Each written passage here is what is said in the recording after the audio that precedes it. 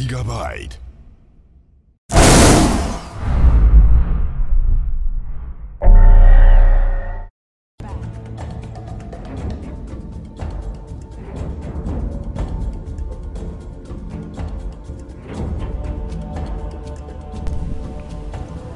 What is going on, ladies and gentlemen? I am BDLM, coming with my buddy J4Y, bringing you the Rising Star Qualifiers GST Winners Bracket, Gizmo versus SpaceMonkeys. What's going on, man? Ready to get this game underway. Glad to join you again, and this is just going to be another fantastic matchup. Winner bracket here, yeah, between SpaceMonkey and Gizmo. We have seen both do pretty well so far. Gizmo handily defeating Explicit before. I believe, did they take on Flash? I believe, yes, they took on Flash and beat them as well. So already on a roll. In fact, I think, okay, this is the 4th versus 6th seed. So talk about a Cinderella. Who is that? Apparently it's a Cinderella story, or Cinderella if you've heard of her. It's an Italian story, Cinderella. Cinderella. It's a spicy meatball. So let's get into the bands. Go ahead. So far, I mean, I just want to say this whole tournament's been a little bit crazy. Seems like every game has some really interesting picks and bans, and so far we already see something really interesting. Lone Druid banned out right off the bat. Not interested in seeing him. SpaceMonkeys, that's the very first ban, followed by a Lycanthrope ban, and then now Templar Assassin. So eliminating that strong mid hero, eliminating the strong late game junglers, carries. Pretty interesting. Yeah, Templar Assassin Lone Druid. I mean, it's actually kind of now I'm starting to expect at least the Templar Assassin ban in these kind of qualifiers, just because these players practice her so much and love to run her. She is such a great gank. Wow, great ganking tool. That's a tongue twister, if you will. It is. But yeah, I don't know. I love the style we've seen so far. It's either been heavy push or heavy gank. Like, I have yet to see a sit back and farm game, and it's been fantastic. So much action, so much going back and forth, and it's really fun to watch. Yeah, I mean, there's been a lot of nuance, too. I mean, this is an area that you and I don't get to watch a lot play Dota 2, and some of these teams are really pretty new to the Dota 2. You know, obviously they've come from Dota, but they're pretty new to the Dota 2 scene, and it's great to see a lot of them be so successful with it. You know, it gives me a lot of hope for the future, and really hope to be able to, see some of these teams in the live tournaments.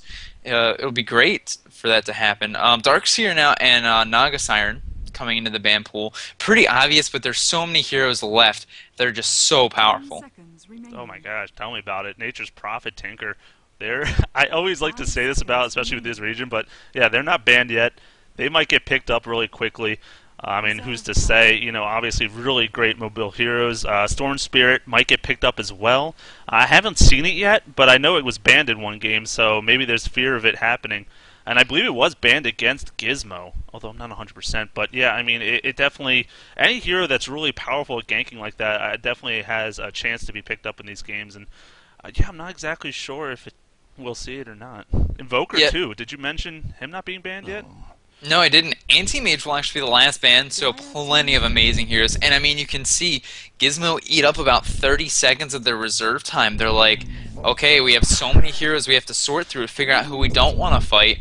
They decide on Anti-Mage, but Invoker, like you were saying, is going to actually enter this game. We don't know if he's going to go for that more gank style, the Quas Exor, so we can drop in those Sunstrikes, or if he's going to go for the massive team fights.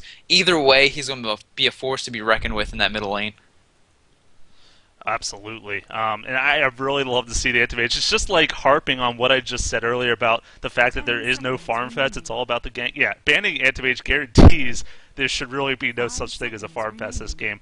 The Lone Druid ban makes sense too. We saw that one game where Lone Druid was just pulling over and over with his bear and got plenty of experience in farm despite being in the long lane against 2 or 3 heroes. So just shows how powerful he can be even alone. But now that we're going into these next 2 picks, and like I said, both Nature's Prophet and Tinker still options. I don't know if they'd be on the same team, but that would be scary. There's one of them. Okay, and the Morphling does come out, and definitely a very good pickup, although I believe he hasn't won a game we've seen him play in this qualifier, correct? That was something I wanted to bring up. I mean, he's a hero that we see all the time be very successful, but at least the games I've seen, I haven't gotten to watch all of them, but he hasn't had much, if any, success yet in this tournament, which I think is really interesting considering how successful he's been in, especially the international of late. Now it's back to Space Monkeys. Lashrak's still available. Like you said, the Tinker. Chen Enchantress. I mean, there's so many big heroes left. You really kind of do at this point in the development of Dota 2 plenty of just amazing hero compositions to throw together. Oh, Rubik, the one we have how did we forget that guy? forgotten to mention, will get picked up, and Tidehunter as well. So another really important hero of late, the Ravage ultimate, so amazing. It can be so destructive to enemy teams. Oh my gosh, this is looking really good already, I think, for Space Monkeys. I love their lineup. Yeah, the team fight already from these three heroes alone is superb. And I go back to Gizmo, and it's actually, they're kind of building a lineup. I was going to say, until that Disruptor, which is a wonderful pick, by the way, they're kind of looking like what Explicit was running in that one game, where there's a lot of single target, like you called skirmish heroes. And, you know, Morphling Nature's Prophet definitely, I think, definitely on top of that. But Disruptor brings some team fight, which is desperately needed. And I think going to really help against heroes like Invoker and Tidehunter. Yeah, for sure. I love seeing the Disruptor pick. It's one that we've seen a couple times already. So clearly, you know, a more important hero, or I guess a better utilized hero. There's more value placed on him in this region than there is in, let's say, Europe, who very rarely look to pick up that hero. But, you know, I love him personally. I think he's a great hero, and I love to see him here. Queen of Pain is actually going to be banned out, realizing that the enemy team, you know, they could do something with the Morphling middle, perhaps. They could even, if they really wanted to run their Nature's Prophet in a solo lane, could play him mid, but they're really just trying to get rid of these strong mid heroes at this point. We'll have to see how Gizmo looks to aim their banning. Yeah, I've so far only really seen Nature's Prophet lane. I haven't even seen him jungle yet. Obviously, he can be very good at it, but you know, most teams in this case like to run him in a lane and just teleport around and gank if he's having trouble farming. Actually, they run him side lane solo, which I'm not necessarily a fan of. I feel like he really struggles there. He can use the treants to pull the lane sometimes to get it to where he can maybe farm it a little bit, but he has no real good escape. Teleport's obviously a channel, can get interrupted really easily. So middle lane might be his best choice if he is going to be in a lane, but we'll just have to see how they run it. And meanwhile, Brewmaster is also banned out. That would have definitely added a lot to the Space Monkeys lineup, so I definitely agree with that. And then the Beastmaster. Now, that's a little peculiar to me. I don't know. What do you think about that one? I'm not sure yet. I feel like, I mean, Beastmaster's an amazing hero. Don't get me wrong. I certainly love him. Maybe we'll have to wait to see more of the Space Monkey picks later on. Maybe that's something to prevent against, you know, some of their future picks. Something that they just don't want to deal with.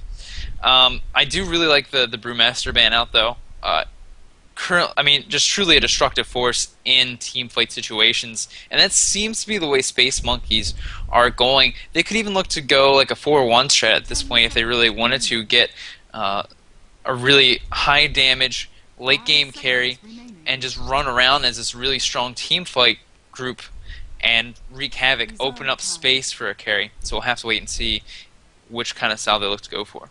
Yeah, the only reason I think Beastmaster really get banned is if they wanted like Enigma or Bane, like heroes that require that channel and Black King Bar maybe to team fight. Enigma would bring that much more team fight to the Space Monkeys lineup. It would be pretty insane if they did go with it here as a jungler, and then they, yeah, like you said, be left for maybe a carry or semi carry in that short lane to get some farm and really finish up their lineup. But now Bounty Hunter is the 5th ban coming from Gizmo, so not interested in the other team running that.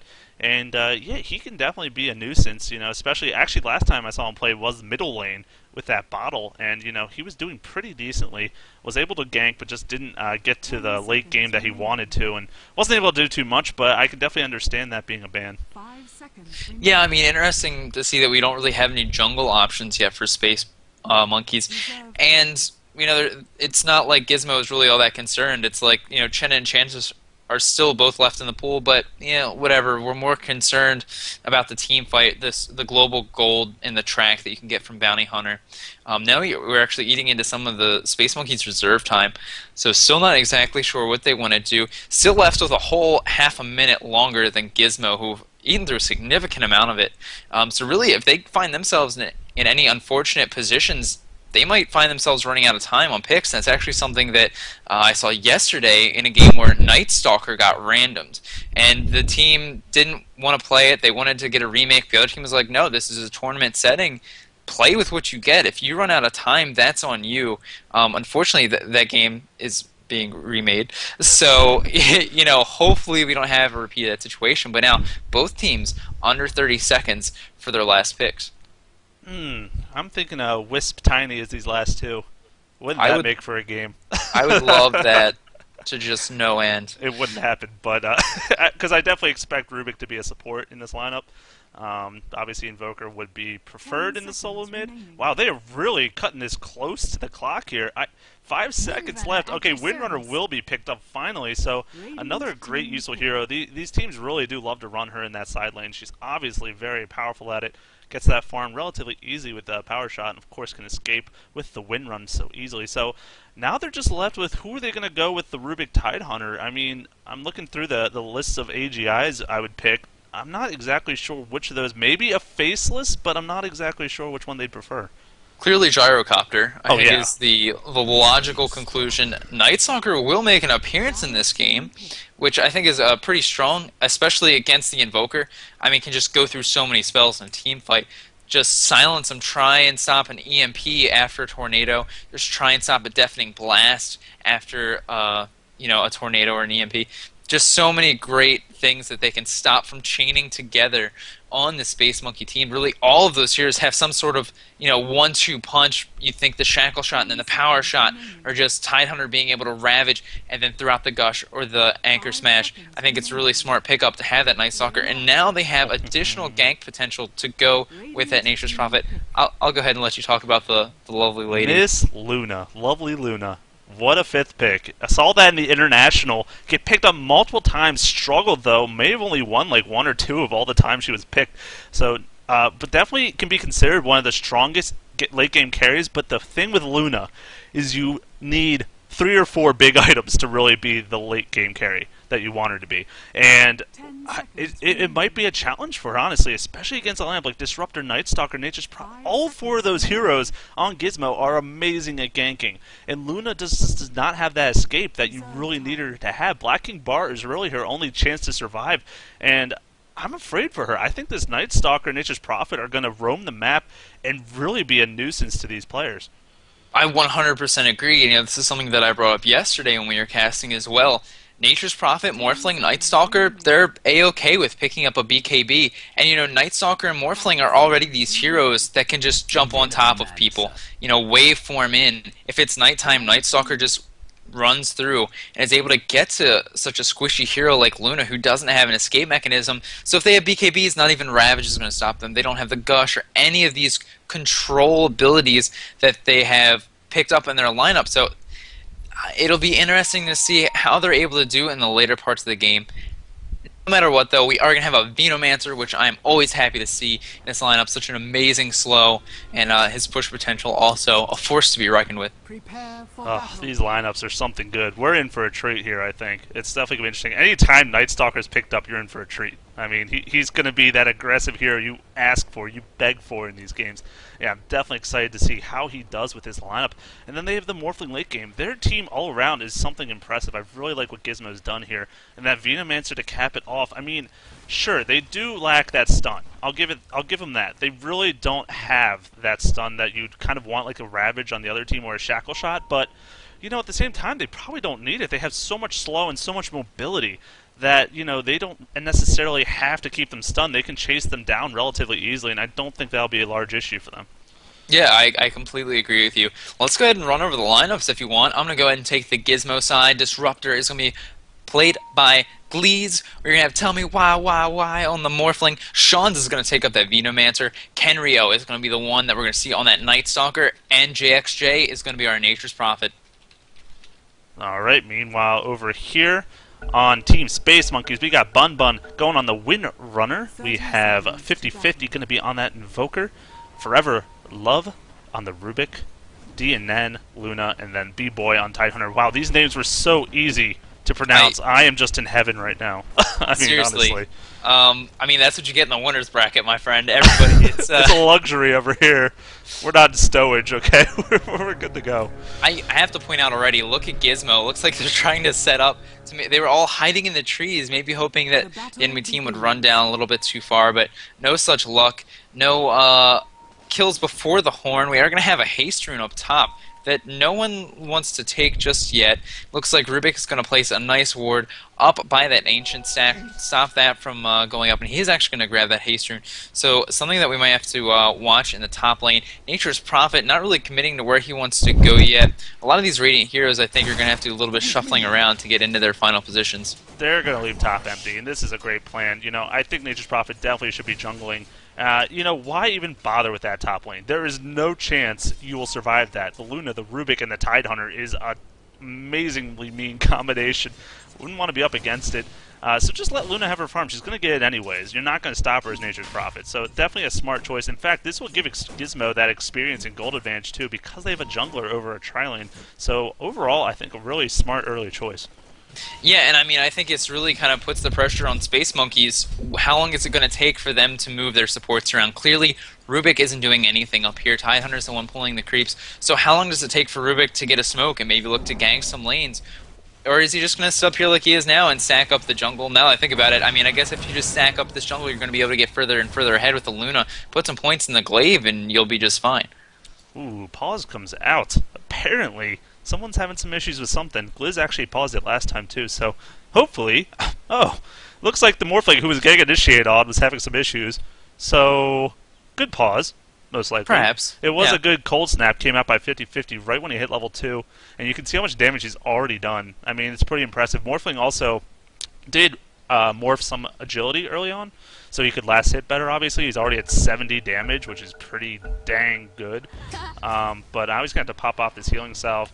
And he's going to go for that quick bottle, I would assume, to try to face off against this Quas Invoker. Yeah, I think so. It could be potentially difficult for him in the middle lane. We can see he's already popped off a salve and is now already back down to 350 health, so taking a lot of harassment in this middle lane, something that Invoker is very good at putting out. Also interesting to note here, Windrunner is stacking the Ancients. I would normally expect Beastmaster to do this, but she's trying to pick those off just with auto attacks. Pretty interesting. I think it's a great strategy. I mean, again, I think this is all about getting that Luna so fat, just getting her uncontestable. You know, this is Windrunner is kind of, I think, in the same situation as Nature's Prophet. It's like, listen, I'm not going to be able to do anything in this lane. The best I can do, I'll try and pick off some of these ancient creeps, and then I'll just stack this up for Luna at the same time. So it's kind of a win-win situation. That's definitely true. Luna is amazing at taking out this creep camp, especially later in the game when those glaives are leveled up. Yeah, definitely smart choice. She is already level 3. She is, of course, putting more points in Lucent Beam, as she probably should for that ultimate, because it does scale with her Lucent Beam rank. So we'll have to see how they end up faring off. Meanwhile, Night Stalker is just enjoying free farm. 15-4 is his CS already, compared to that 12-4 Luna. So Luna, excuse me. So therefore, it looks like Radiant's right now at a little bit of advantage. Nature's Prophet's only at 5 CS actually, so he's not going the fastest of jungles, but I'm sure he'll start going really quick as soon as he gets more of those Nature's Call ranks. Yeah, I think something that I'm definitely going to be looking for in this game is really how effective Night Stalker and Nature's Prophet are in the first nighttime. I mean, Night Stalker's getting his free farm down here, and like I was saying earlier, I think it's going to be really important for him to look to get a BKB. And I'm really just curious to see how quickly he's able to get that up. If he's able to get some really early ganks, he might be able to get that item so early that it's just completely destructive to the spell-based team. I mean, even their carry Luna is so much spell damage through her Lucent Beam, through the ultimate, that she can't really afford to have somebody be immune to that in the early parts of the game. So, right now he's having the urn sent to himself. It's going to be really curious to see who he looks to go for next. Yeah, definitely expect Blacking Bar, Morphling, and Night Stalker this game. Actually, another Cold Snap on Morphling mid. He's going to just waveform out. He does have a bottle, though. No big deal. Gonna get that regen back up. No runes, of course. One was taken early on. The next rune spawning in 10 seconds. So we're going to see if he can make his way to that before Invoker does. He is the Quas Wex build, so obviously he can get that movement speed, possibly outrun him. But I'm not exactly sure if he will, in fact, succeed in that. Disruptor's doing a pretty good job pulling as well with Venomancer. They're kind of just stacking this up, and I just kind of realized that they do have the two supports as well for like a quote-unquote tri-lane. So, oh, whoa, he actually gets the double damage rune. Now actually gonna fall back. Okay, so it's kind of just a disengage after that point. I was thinking if he might just get ballsy and go for that courier, but probably smarter that he didn't. And Disruptor even runs in, takes some damage from the creeps, thinking that that the Morphling might want to go for the Invoker, but the team decides against it. And so it looks like Disruptor will hang around a little bit more, maybe look for an opportunity. Looks like he really wants to go here, and the waveform over the top is going to be able to do a lot of damage. They do have that double damage rune. Here it comes. The Glimpse going to come back. Who's going to get the last hit? It's going to be the Morphling. First Blood bonus gold is going to go to their carry, and they have to be happy about that.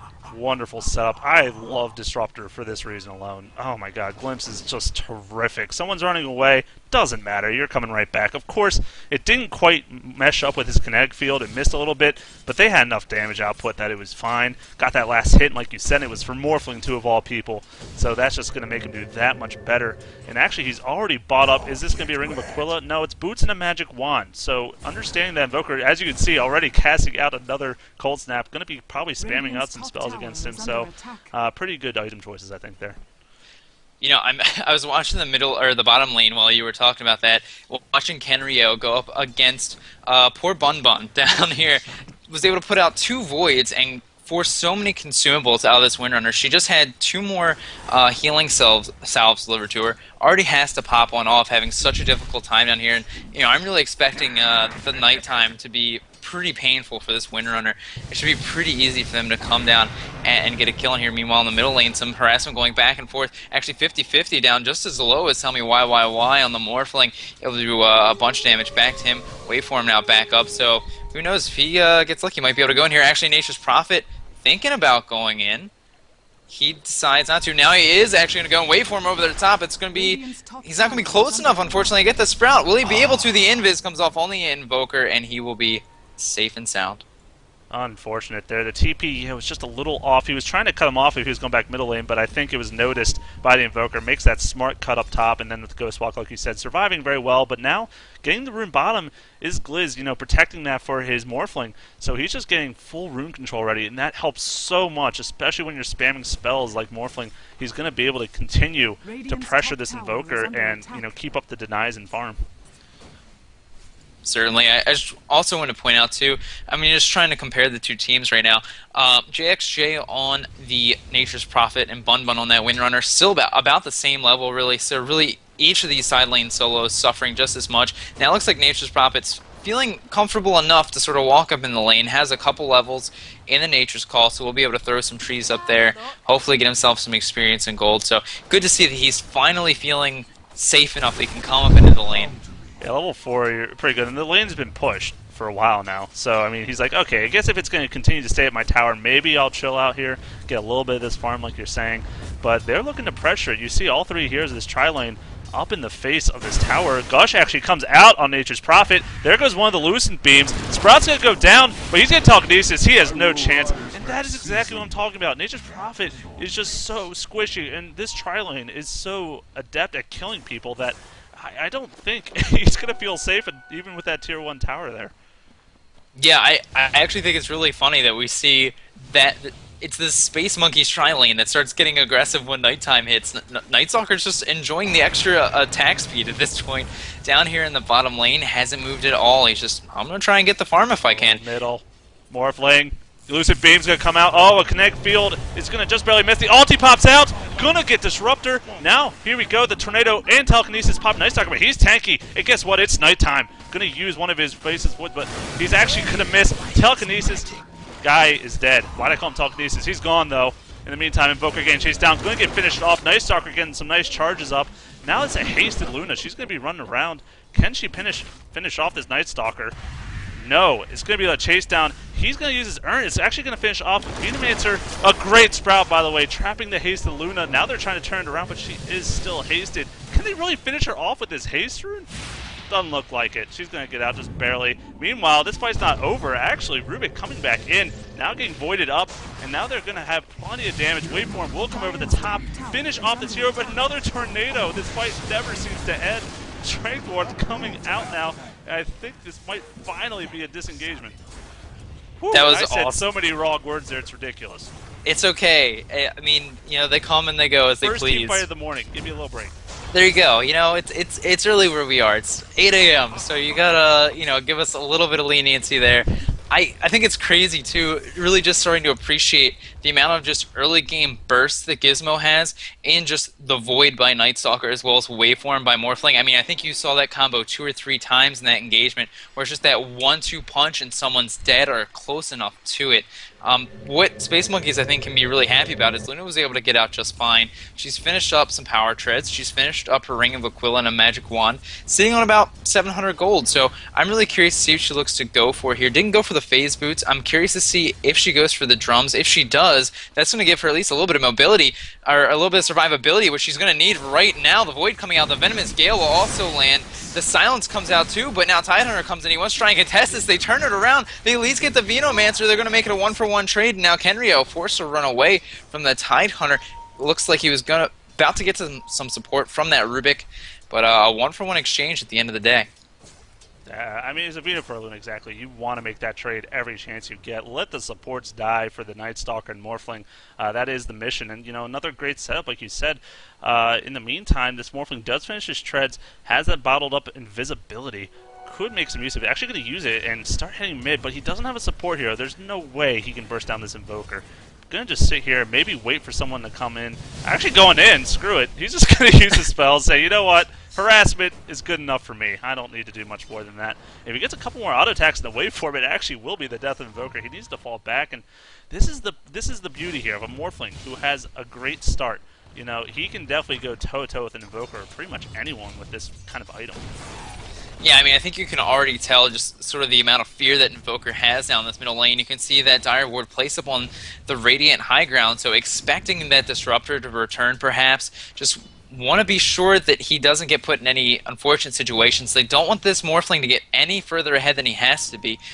Meanwhile, in the bottom lane, looks like Disruptor might try and set something up here on the Windrunner. Is going to glimpse her back. Is he going to be able to get a kinetic field? Push her really far back, and that's going to be enough time for support to come in. Night Stalker gets there just in time. He is going to be able to avoid and stop that Windrunner from getting away. All that damage in the kinetic field going to ensure that the hero falls. Night Stalker will get the kill.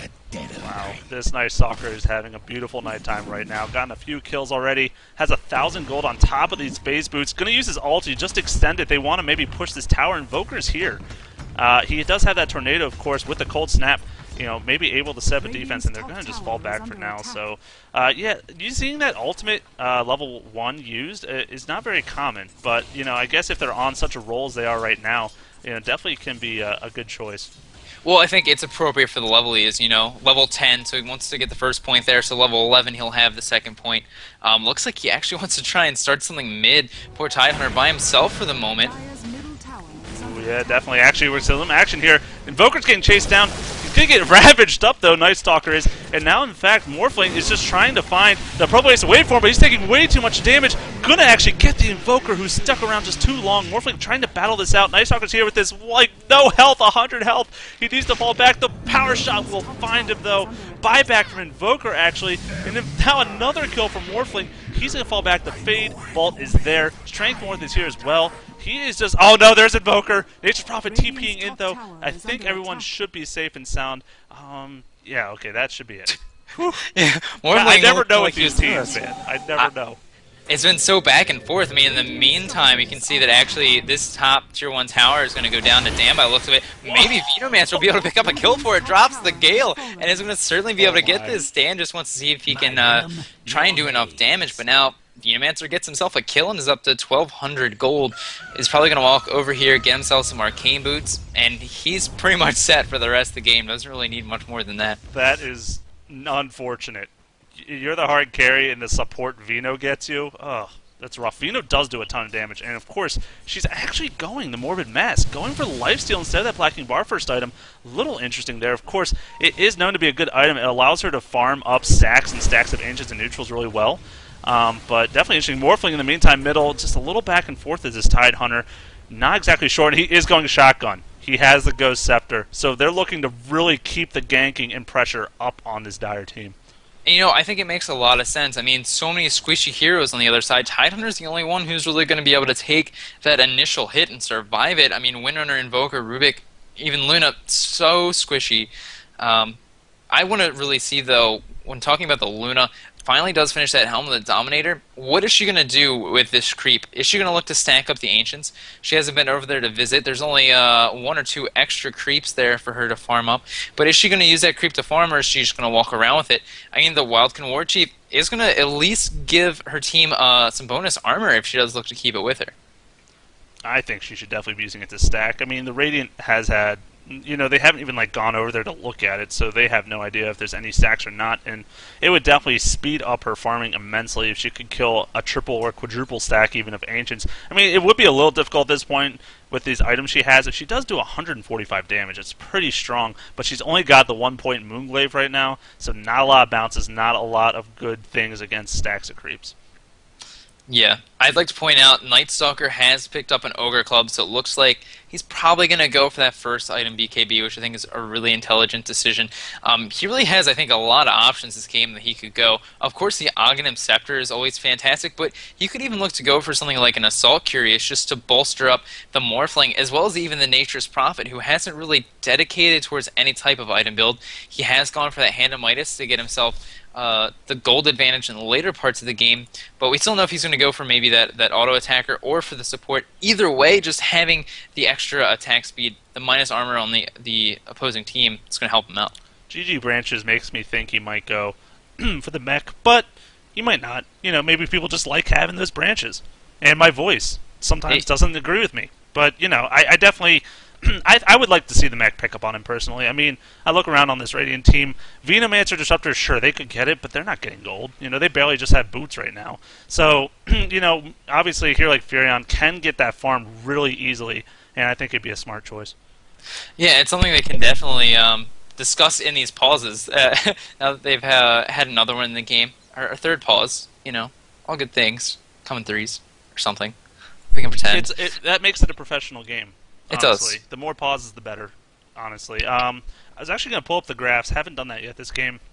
And it's, wow, very even. About 400 gold difference for the Radiant. Not experience, though. 4,000 experience difference. So the gold obviously is the same pretty much just because, look at this Luna. I mean, she's off to a fantastic farm. And they actually did get that top tower. However, that being said, they've had a Nature's Prophet farming. It's 9-4. Obviously, there's a lot of great things also going in the favor of Gizmo here.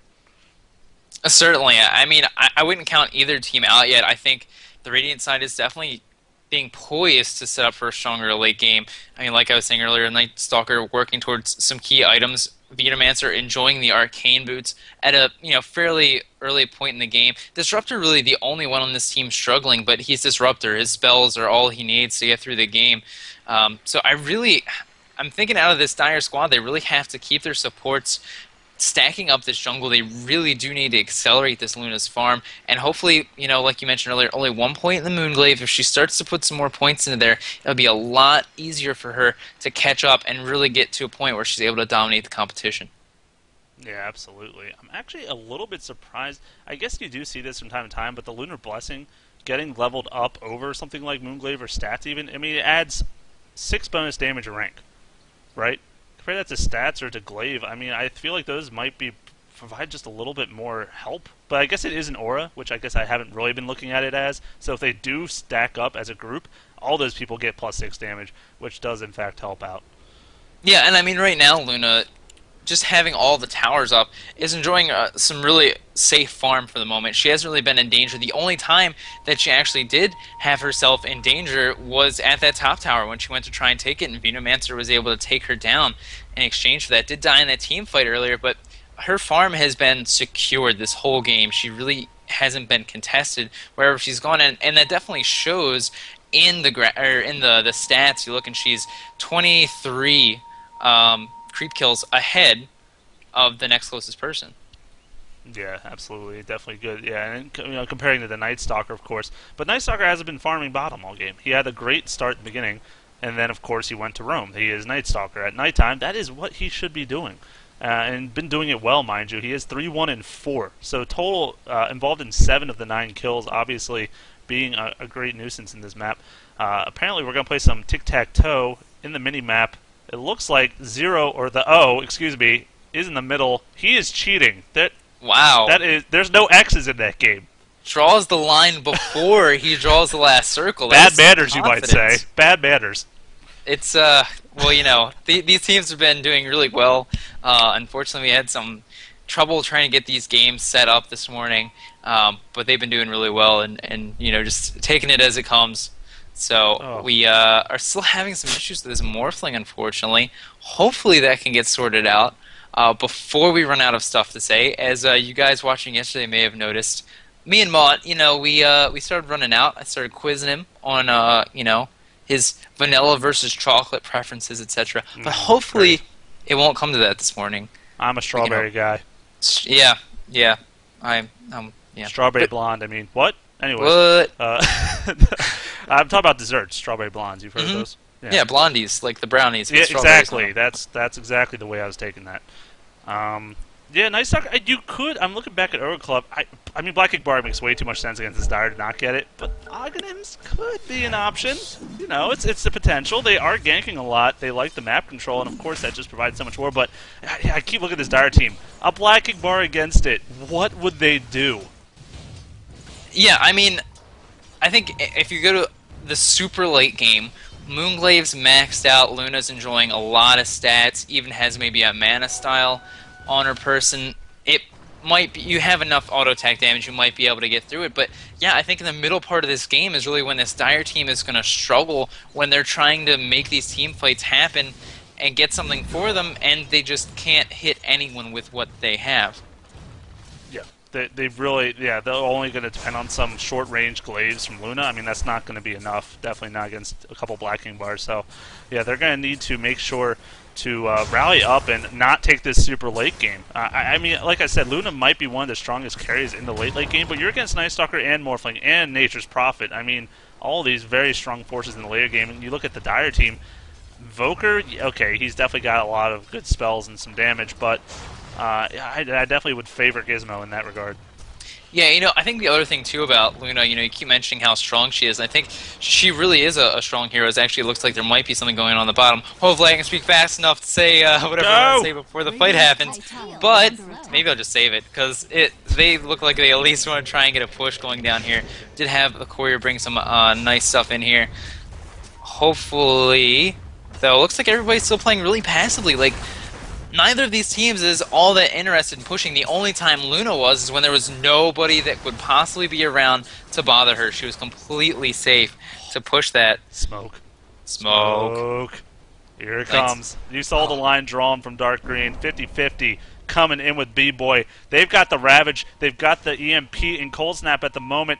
They want to set up, and they still know it's these three heroes. Pings come out.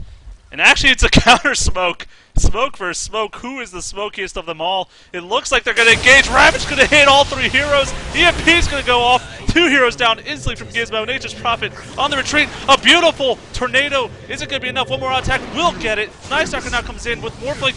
Gonna miss with the waveform, doesn't matter. Gonna get the Rubik. Right now, a 3-for-1 trade. They are not done yet. They want to try to get a little vengeance for the team. It looks like a silence is going out. Void following up. Can they go Windrunner in time? No, they need to fall back. If Morphin goes in, he's crazy. Gonna go back. Nature's Prophet buying back, actually. TPing in. They're gonna just try to pressure this? Okay, so interesting. What just happened? I don't know. I just saw like the Dire team walk up into the Radiant jungle and dig some graves ahead of time. Them just fall right into so much damage. Again, coming out from the Night Stalker and the Morphling, just that 1-2 punch is so hard to deal with. I was mentioning earlier, like the Luna is fantastic late game when you're especially fighting against really squishy support heroes, but you look at just how much gold this Radiant team is able to get together. I gotta hold on, because there's a tornado coming through from the Invoker. Looks like they're gonna drop an ultimate onto the Night Stalker. Then this temporary nighttime is gonna give him some movement speed, but it's not gonna be enough. They now look to go for the Morphling, who's gonna be able to replicate out, but now they're gonna look to try and go for this Venomancer. Will get held up by that Lucent Beam, and now they're putting up the Cold Snap. Auto attack damage is gonna be enough. Invoker looks to get that. Tidehunter continuing to go. He gushes off that Disruptor. They're gonna keep this going. Looks like everybody might be caught in the kinetic field. Beautiful catch, three heroes, but only a little bit of health left. Disruptor will go down. Rubik will grab that kill. In the meantime, a tower will be destroyed by the Radiant. Looks like middle lane did get pressured. Nature's Prophet buying back will go into that lane to at least try and get something for his team. But the Radiant, or the Dire, pardon me, are now down here knocking on the bottom door. Looks like they're going to try and take this tower out and continue their advantage. All of a sudden, this very one-sided looking game is now 10-10. It's anyone's game. Oh, the gold graph. Stop dipping down now to the Dire. Of course, it's still no one's game there. 500 with the experience, yes. Almost 0 after those 2 fights, and definitely makes a lot of sense. Of course, Morphling did not die. Very helpful in that regard. He survived both fights, but didn't also get to do a lot in either fight, honestly. And, you know, that's a big deal for them. Nature's Prophet trying to keep up some pressure, which is exactly his role in this game, is just to keep pushing. But not exactly able to do a whole lot. Morphling will get this top tier 1, so at least they're starting to get the gold back in their favor. 2 tier 1s go down for them, and, you know, maybe that's going to be how they try to make that little jump back in their favor. Yeah, I mean, that's the other thing to point out, too. I mean, Nature's Prophet did buy back, so, I mean, wasting even more gold there. I mean, it's early on in the game, so it's not a ton, but just improving on the deficit that they now find themselves in. At least, like, you know, you're just mentioning they were able to get a couple towers during that exchange, but, man, Gizmo, you have to be feeling confident before that fight, and now they have to be feeling at least a little shaky. Oh yeah, definitely got shaken up. That's definitely a morale changer for sure, knowing that you aren't invincible, knowing that you can't just do as you please with Night Stalker, and who's getting ganked, by the way. Gush comes out, Power Shot missing, but there's Nighttime. It is only these 2 heroes. Shackle's going to miss. They've really got nothing. There we go. He's going to TP out just fine. So, going to be fine. In fact, I think he could have honestly probably just outrun them, but not taking a chance, and, you know, maybe other heroes were coming. He didn't have any idea, so a smart choice there. Ping's coming out, middle lane. Maybe they're looking to push it. In the meantime, though, there is the shotgun effect. Tidehunter's here. He wants to drop his Ravage, but he's silenced. No Ravage for him. Great ultimate by Disruptor. Now Nature's Prophet gonna get... Oh, no, miscommunication. The Sprout, TP. Do they have the interrupt? Yes, they do. Adapted Strike, and here's the Void. That is going to be a dead Windrunner. 2 down. Gizmo getting a little bit more back to that advantage. That was really unfortunate. There's a dire ward showing that the Disruptor Morphling were walking in, and Tidehunter's like, no, it's cool. Don't worry, I got it. I'm going to run up into these creeps. Really unfortunate. I mean, they could have very easily just walked away and not lost anything there. Instead, 2 heroes go down, and this Radiant team looking a little bit stronger. Gizmo starts to get some of the advantage they lost back, and it looks like they want to try and push down its bottom lane. 3 heroes are coming in now to try and defend it. Will it be enough? It's already so low. I think it might be smart for them to just sacrifice this tower. Yeah, they've already lost 2 tier 1s. They could defend this, and actually, wow, it's going to be in deny range. Let's hope for these this one Veto Ward to be a hero. Not going to happen. Rubik is going to take the deny, but still it's a tower down in their favor. Meanwhile, Nature's Prophet down here. That's a shotgun. Again, Invoker needs to Ghostwalker something to save his life. Gonna TP and do it successfully. Wow, not getting the vision they needed. So surviving that shotgun somehow. He's not quite strong enough to finish him off completely. And middle will go down in the meantime.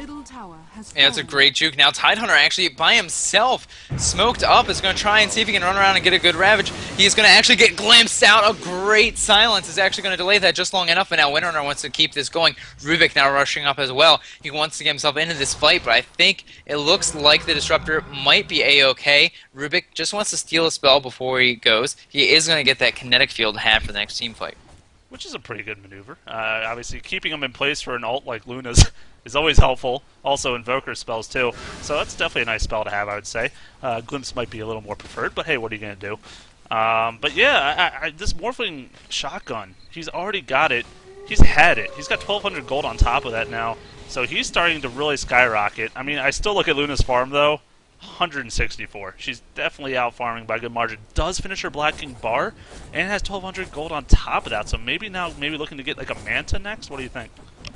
I think that's definitely a good option. I mean, even just picking up the Yasha gives her some movement speed, and you know, like we mentioned earlier, doesn't have any escapes, so really just getting an item that'll make it a little bit faster is going to help against a hero like Night Stalker. You know, just try and get yourself to safety if you have to. And of course, the images, they're going to be bouncing glaive attacks when she does finish that Mana Style. So a really great pickup on her. And this is actually really interesting. I mean, you look at the kills, deaths, and assists. Oh, Morphling picked off by the Luna ult, and he shotgunned her. That might have been the biggest mistake of this game for him so far, because he takes extra magic damage, and she's like, okay, you do that, I'm going to ulti. And it's definitely going to kill him. Heads up play by the Luna to know to do that. But I was just about to say, too, it's this Luna that has farm versus a Morphling that has kills, and actually that was Morphling's first death, was 8-0 before that engagement against a 2-2-5 Luna. But now, you know, Morphling suffers his first death in the top lane. Looks like a fight is about to break out.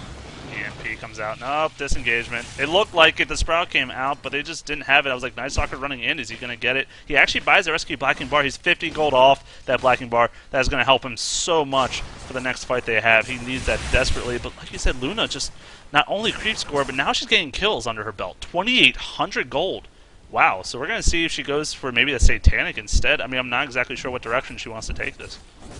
Yeah, I'm actually looking at the net worth, and she's about 2,000 gold ahead of that Morphling. So, you know, clearly the farm is providing her plenty of gold to get ahead in this game. And like we were saying earlier, that's kind of the position she really wants to be in. Actually gets updated, and she's not that far ahead. Well, you know, she was at one point, and that's what's really important. But still in first, still secures herself that top position in the game, and that's what the Dire team is going to need if they want to hope to win this. Absolutely. It looks like a mech is finished, a Windrunner. Venomancer trying to finish his mech as well. Going to have the Buckler finish. He's 600 gold off the mech. So that means Nature's Prophet is going Sheepstick then, probably. Ultimate Orb is up, so that would be my best bet. Looks like Veno's trying to hold off a little defense against his top 3 heroes here. No Luna, though, so not a great hard pusher. Just really Invoker going to do as much as he can. You see pings come out. Night Stalker with double damage is here. It's nighttime. Oh, baby, it's nighttime. Silence on Tidehunter, please. Not going to do it. Going to just Blacking Bar instead and not go for anyone yet. Actually, this might be a big waste of his Blacking Bar, not catching anyone. The silence is there. The Ravage will pop up right now. I would assume no, not yet. Saving it. It's going to get the Windrunner killed in the meantime, and now they're just going to keep going off on this Invoker. Ghostwalk is up. They do not have Dust, and that's going to be the end of that one. Yeah, that was a little unfortunate there. I mean, you saw the E-Blade come out, Night Stalker voids, and then he tries to attack the Windrunner. He's like, "Oh wait, you're ethereal. I can't do anything about that." Actually, looks like Morphling will just escape this middle lane. Just barely could have gotten picked off there. And actually, isn't Luna now who's in trouble? The nighttime is going to be pretty brutal, but for who? Luna does a ton of damage, and it's going to actually pick up a kill on that Night Stalker. The silence is going to come out. Rubik gets really low, get picked off in the back, and now this Radiant team looks to try and make the charge. They want to see if they can catch that Luna, but she does have that Yasha finish. She's going to get away just fine. Yeah, the Glimpse was up, but just 2 out of reach. Disruptor, I think, maybe could use a 4-staff to try to keep up and glimpse people, but obviously he's just not getting any money, so he's just happy to get what he can. Finish the Magic Wand for him, but 3,200 on Nature's Prophet, so his gold's starting to ramp up finally. You see his net worth, 8,200. Night Stalker actually fallen down now to 7,000, so just really focusing on ganking here after that Blacking Bar pickup, and like we said, we saw him use it top, pretty much wasted, didn't get to do a whole lot with it, and then when he needed it most against Luna mid, he didn't have it and just got bursted down. Yeah, and unfortunately, I'm wondering where the pipe is going to come on this team. I feel like it's really important to get against this Dire squad. So many other heroes are able to do so much damage now. Who's going to pick that up? I mean, you could make Night Stalker do it. He would rather not. Really, none of these heroes, maybe Venomancer is going to be the one who looks to do it. I don't know. Yeah, I mean, it would be Veno or Nature's Prophet, I would say. Who does, by the way, finishes the Scythe of Eyes. Going to have that CC, and that's going to be incredibly helpful against so many of these heroes. You know, locking some of them down, it's going to be immense to hopefully burst them down in time so they can't use any of their spells or abilities. Well, I guess those are the same thing. But you know what I mean. I probably meant item there. It looks like Morphling is going for Blacking Bar now. Has the Mithril Hammer as well as the Ogre Club. So we were kind of predicting that from the start. Going to get that just to be that much better against this Dire lineup and hopefully survive. The only thing that's really killed this Morphling Night Stalker is that Luna ult. So take that out of the equation. What do they really have? Yeah, and I'm actually looking at it right now, looking at the Black King bar has 8 seconds left on it, has popped it twice so far. It looks like some pings are coming out on Roshan. They might be interested in that. Maybe? Smoke. No, they just like hugs. They're just, you know, they're just really friendly guys. They're like supporting each other. Go ahead, Vino, you got it. It actually gets delivered on the courier. Oh, but nice. Windrunner Illusion may have seen that, so maybe the Dire are aware of this. So they might look take a very defensive position. Luna might get caught out here running right into the Radiant team. Are they going to see her in time? Illusions get made. She does get Sheep. The Void's going to come out. A waveform comes in, and the Silence is also going to help ensure that she goes down. But now the Dire team looks to sweep around the back. They're able to pick up 1 kill on that Nature's Prophet. Are they going to be able to pick up any more? The Night Stalker does have that BKB popped, but it looks like at the bottom, actually, Rubik's going to get taken out just after he takes out the Disruptor. So far, 3 for 2 now. 3 dead on the Radiant squad. It looks like Morphling and Night Stalker are going to have to run for their lives. It is nighttime. Night Stalker definitely going to get out. Looks like Morphling will also get away. Luna forced a buyback into the game. They might really want to take Roshan at this point. That's exactly why that buyback happened. They know their advantage. But how much advantage is it really? 15-second Nation Profit, I don't think they can do it in time, to be honest. They're going to run down here middle, though. They're interested in it for sure. Yeah, I definitely don't think they have it in them. There's still Morphling Night Stalker alive. Every other of these Radiant Heroes are coming up. Are they going to be able to do it that quickly? What does Luna have at this point? She has her Manta, but those illusions do no good against Roshan. Yeah, and Tidehunter, pardon me, has to walk over. You can already see Night Stalker and Nature's Prophet are here. They are going to look to send in those treants. Night Stalker even gets himself an invisibility rune, so he's going to easily be able to keep tabs on this. In the meantime, Invoker taking a lot of damage from the Roshan. They don't really have tanks at this point to try and tank up the Roshan, and the treants coming in, trying to do some damage, but it's going down so fast. Alacrity on the Luna means that Roshan is going to melt. Looks like he will go down there, and they are going to get the Aegis. Oh, Tidehunter gang silenced up. Ravages at the last second, but there's too many blocking bars. Not gonna happen. Luna now getting focus fired. Blocking bar city. Who's gonna win? Luna is right now for sure. Adaptive strike comes out. One more auto attack will do the trick. Aegis gets popped. Glimpsed the Windrunner back, but now she's at full health, full mana, rearing to go. She does not have her ulti though. It was used previously. Venomancer gibbed. Night Stalker coming back in with Morphling. Shotgun effect. Not enough damage. Sprout will come out now. They're coming back with the Void. This is going to be a dead Luna. Kill her twice. A wonderful job here by Gizmo. 4 down. Can they interrupt her? No, not in time. But still a pretty much 5-for-1 trade, I'd say, because that Aegis does go down. Can we talk about how good the Gizmo positioning was there after Luna goes down? They put her in such a position that she can't run anywhere, and they basically run in 1 or 2 at a time to get her to focus her attacks, and then they back off. So she's just sitting there taking all that damage, and finally, Night Stalker's able to turn around, come and do a big burst of damage, and they're able to take her out. Fantastic play by Gizmo. Wonderful play. You were right. The positioning and the Ravage. Big waste. You know, hit 2 heroes, and it was Blacking Bar heroes. So guess what? No effect. And that is their main. That's their main CC for their fight. You know, if it doesn't hit all the people they need it to, what good is it really? Tidehunter just going to anchor smash maybe? Okay, big deal. Not such a big one. And you know, you compare it to these other teams on the Radiant. Nature's Prophet this site now 2,000 more gold. You know, just going to keep farming, keep getting this net worth up. Morphling, by the way, now passes Luna in net worth after all those kills. Has 1,900 gold on top of his Blacking Bar, so going to be just that much more scary. Man, if you need to be reassured about how good and close this game is, take a look at the gold graph. Now just above 0. The experience just comes out of the Dire favor and is now into the Radiant's favor by the same amount. I mean, it's just going back and forth here. Such a great game to watch.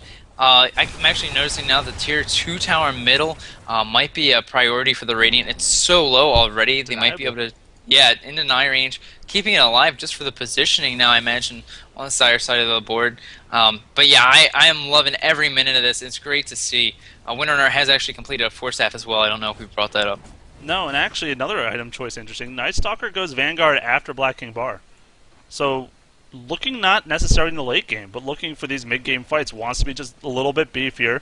You know, he could have went Vit Booster and just kept it for a Heart later or something, but no, wants to finish out the Vanguard, wants to have that initial tankiness.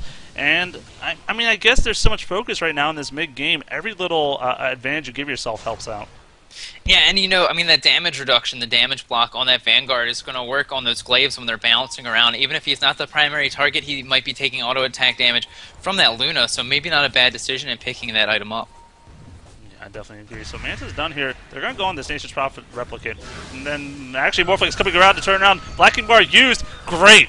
That is out of the fight. That is going to help the Radiant severely. And now they're going for this tier 2. It's protection up. Ravage actually comes in, hits 3 heroes. A really good Ravage, but now it's getting turned around again. There's an ultimate. Kinetic Field as well. Vino dropping his ult as many as possible. He might just go down here, though. It looks like he will, but also Luna down again. Night Stalker going to fall back. Morphling just picking off all of these heroes. He's so beastly in this game. Nature's Prophet heroes as well. They Tidehunter taking a lot of damage. Will fall. Now Sprout on Invoker. They ping out on him, but can they get it in time? Glimpse is on 5 more seconds of cooldown. Waveform's on cooldown. I don't think they're going to have this unless Nature's Prophet has a really strong TP at this point, which it does not. Or here he comes. Johnny, we need a sheep stick. 8 seconds, though, not going to happen. Sprout's going to go down here, I'm sure. Or Glimpse will, excuse me. Shotgun. Gone. Yeah, I mean, in the meantime, Night Stalker was actually at the top trying to chase down the Windrunner, breaks some ankles, teleports out, but they're able to pick up one of the kills, so not a complete Dire team wipe, but the Radiant have to be feeling good about that. And you look, Night Stalker was down at about 500 health at the beginning of that fight. or in the midst of that fight, I mean, just shows you why that Vanguard was a good choice there, I think. Just getting that damage reduction, getting the extra health, and having a little bit of extra regen. Well, the huge factor, that blocking bar by Luna used before it starts.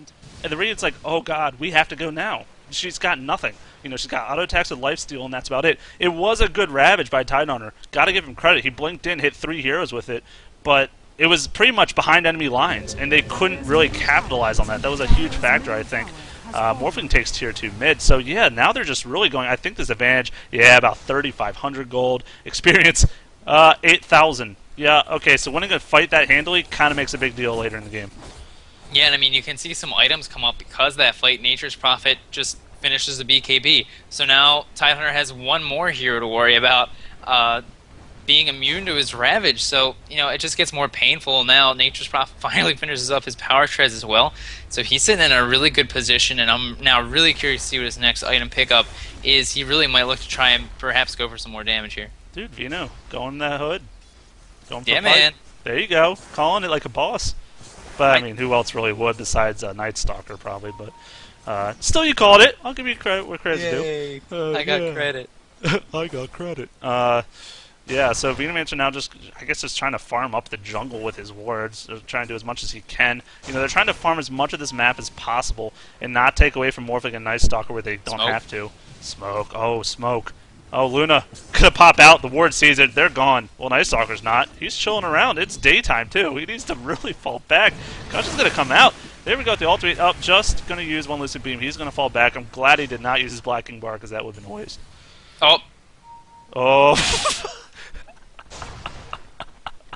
Famous last words. Famous last words is right. That poor guy. Oh, that's a misclick of the century. Cojones, though, on the Kenryo. It's like, nah, I'm fine. I don't care. Luna, I can take her just fine. I mean, just showing you how confident the Radiant team is. I mean, he clearly popped off that BKB on purpose just to show us, like, look, guys, It doesn't matter. I'll just take a second off of it. I'll just put it down to 5 seconds now. No big deal. We're fine. Don't worry about it. I wanted to reduce that cooldown by 5 seconds anyways. You know, yeah. It's just 60 is too long. 55, under a minute, easy mode. Replicate. Nature's Prophet, Replicate. He's hunting. He wants a shotgun so bad on someone. Luna would be the only person he really should not try to do it on. Actually, pings come out. Disruptor, you are way in over your head. Dropping everything, but he's going to fall. And that's going to help the Dire a lot. 45 seconds. He's a pretty high level support at this point. That's a long time, and of course he's not going to be buying back. So, yeah, they're going to be able to push this tier 2. A really nice pick-off. Yeah, I mean, you can see actually Morphling not nearby. He does have his Replicate in range, or did. Might not at this point. But it's going to be very easy for Luna to pick off this tower now. I mean, there you go. This is the power of the mana style. You just have those illusions that are tanking it up, and she's going to be able to bounce off the attacks at any of the waves coming in. So, very easy for her to do that. Nature's Prophet doesn't even come down to help. He's just farming up in the top lane, sitting on 2,400 gold. Putting himself in a really good position to get some more key items for his team. This is Nature's Prophet, man. This is what he does best. Farm away. TP comes in. He's looking for that Invoker who was so hurt. Why is he so hurt? 300 health. What the heck hit him? Must have been an ult plus, must have been Nature's Prophet ult plus like something else or something, but wow. Okay. Well, he gets away, so no harm, no foul. Nature's Prophet, yeah, 2,800 gold. What does he go next, I wonder? Yeah, I mean, that's the big question. I mean, like I said earlier, he could... I mean, I think it's going to be damage at this point. I mean, they don't really need any other big teamfight items. Like you said, Venomancer is the one constructing the pipe. So, yeah, there you go. Demon Edge, he's going to go for an MKB. Or perhaps the Daedalus.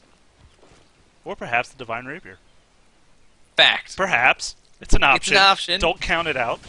Exactly. Might be a terrible choice if he does, but you never know. Feeling really confident about this game. Apparently. Manta actually finished on Morphling, so really going to help him there too. Keep up with that DPS of Luna just slightly. And of course, he's more of a shotgunner. Morphling's always been more of that burst hero. I mean, he can do some great auto attack damage. Obviously, 260 auto attack damage is insanely high. But you know, he's got everything you want. And this is why he's usually picked up over a hero like Luna, just because it's later in the game with a smoke. Oh boy, this is a smoke Roshan attempt, isn't it? He's still down. Maybe just realizing the timing is close, both teams are moving around there. They might just want to ensure that they are in position for it. Will the Radiant team engage?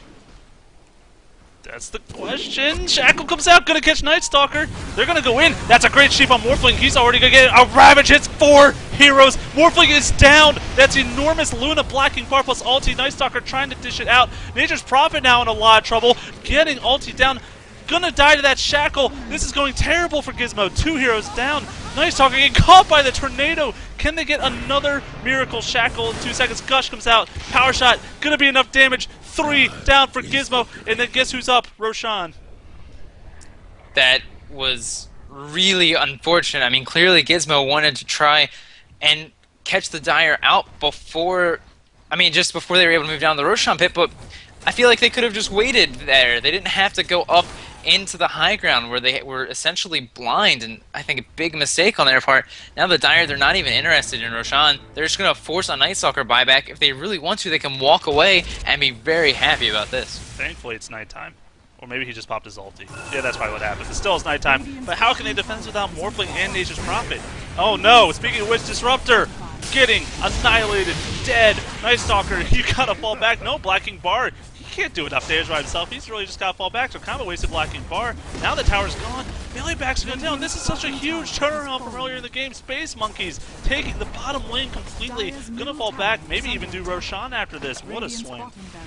Wow, just that fast. That one decision means that they lose the lane. They're gonna lose Roshan. Oh, just disastrous for Gizmo. So unfortunate when they've had, you know, such a good game so far, have been able to keep in it, or at least keep some sort of an advantage, and now certainly on their back foot, having lost this bottom lane. Yep, and there's Luna, who gets a B-Fly. Oh man, B-Fly, such a great pickup against Nature's Prophet, as well as Night Stalker and Morphling. Now, of course, if he does go the MKB, which we are assuming, and not over Divine Rapier, then of course Nature's Prophet will still be able to hit him, no dodges happening. But no one else is going to go for that MKB on his team, so definitely going to be dodging Morphling attacks as well as Night Stalker, and I think that will be a pretty good pickup, all things considered. Yeah, I mean, you know, the thing about that engagement too, by the Roshan pit, Luna taking some heat, but was able to just lifesteal everything back at that point. She's doing so much damage at this point. They're just not able to keep up. I mean, Morphling was taken out so fast. Night Stalker is not enough by himself to be able to take her down in these fights, and it's really unfortunate. Now they pretty much need all of their guns available to them if they're going to try and kill her. This is going to be a scary fight. It's coming up. Aegis is on Luna. They have the Ravage. They have everything. Dire is ready for this team fight. And if we get a good Blink Ravage on this team, who is pretty dang clumped up right now, this could spell out a lot of trouble for Gizmo. Tier 2 going down so quick. Doesn't even have a Lickety on. Shotgun comes out. Morphling going to have to fall back. No, going to fight it out instead. Fatebolt comes down. Night Stalker caught out completely! Night Stalker is down before the fight starts. He's bought back already. He's got nothing. Invoker buys a Blink Dagger. Nature's Prophet's pushing top, but they don't care. They're going to push this mid a lot faster with this Luna. This is just, I mean, the tale of BKBs. Night Stalker didn't have it and just melts the Luna ulti, and just all the other damage is able to come out. Tornado's going to come in. It's not going to hit anybody, but just making sure that they have this tower uncontested. And certainly, there isn't anything this Radiant team can do. All they can try and do is put their hopes into Nature's Prophet, and then he's able to at least get a tier 3 tower for losing yet another lane. They're actually able to pop the Luna. She goes down, loses the Aegis, but will come right back up, and if they want to, they can probably continue to press this. They are just going to back off. Play it safe. Getting glimpsed back in. Actually, Luna into the kinetic field. She's just turning around, looking to go in on the Morphling. Does have the BKB up again. They're looking to go in on the Disruptor. Takes so much damage. Will fall to the Invoker. And now just turns around, looks to go for Rax. The range Rax getting very low. Are you going to be able to grab that one? The melee Rax as well going to fall. And Nature's Prophet unable to do anything in the top lane. Rubik was enough to hold that off. Oh, Nature's Prophet. Can he get the Rubik? Yes! One more attack. Okay, at least does that. Oh, top. Uh-oh. Uh-oh. Shaka goes down. Vino Glaive comes out, but there's only Raxes left. Everything else is vulnerable. Venomancer bursted down instantly. Ravage hits. Morphling. He's dead. This might be GG and Gizmo. They're trying to turn it around now. Nature's Prophet's here with the Night Stalker. They are 2 hard carries. A pretty good Sprout, but Power Shot's going to make quick work of that. And they still have the Luna. Where is she, by the way? Oh, she's back in middle. Back, she's coming up bots top. in. Coming in. Oh, Tidehunter taking a lot of damage. Invoker taking a lot of damage. Luna trying to just end the game. Wants to make it creeps. Tidehunter buys back. This is an all-in for them at this point. Melee Barracks down. Range Barracks down. I think SpaceMonkey's just pulled off a great comeback in this game. I'm still... Oh, man. Boggled? This is... Yeah. Mind boggled. They can walk away now. SpaceMonkey's calling That's a the BMGG. offensive GG. There you go. It's, you know, probably right, but, yeah, Gizmo, they still haven't thrown in the towel. They want to see if they can make something happen. But, you know, especially when you have 3 lanes pushed in, now the Dire can just sit back. They can take their time if they really want to, or they could easily try and walk into the base. They can all go get healed up. Gizmo finally called the GG. They realized 3 lanes, it's too many. Well played. SpaceMonkeys are going to be moving on to the finals. Putting Gizmo in the losers bracket against the winner, or that game might have already happened, I'm not exactly sure, between Flash Esports and Explicit. So I'm not exactly sure, everyone who's tuning in, if any of these other games are going to be going at the moment. You'll have to keep updated on the Dota Talk Facebook as well as the site, as well as the stream. Follow us here, and you will be able to keep up anytime we go live. You'll be able to just tune right in, see us casting your lovely games. Any last comments before we end this out? All I can say is thanks for tuning in, guys. Of course, you can check out some of our other Drop stuff. our names, man. Who At are Dota, we? I'm BDLM, and you are the J4Y. The J4Y. The Batman. You can find us at youtube.com/Dota On Demand, at Twitch TV/Dota On Demand, and of course, right here on this stream for any of the games relating to the GEST. This is a victory for the SpaceMonkeys. Let the score screen fly. What a game. What a fantastic game.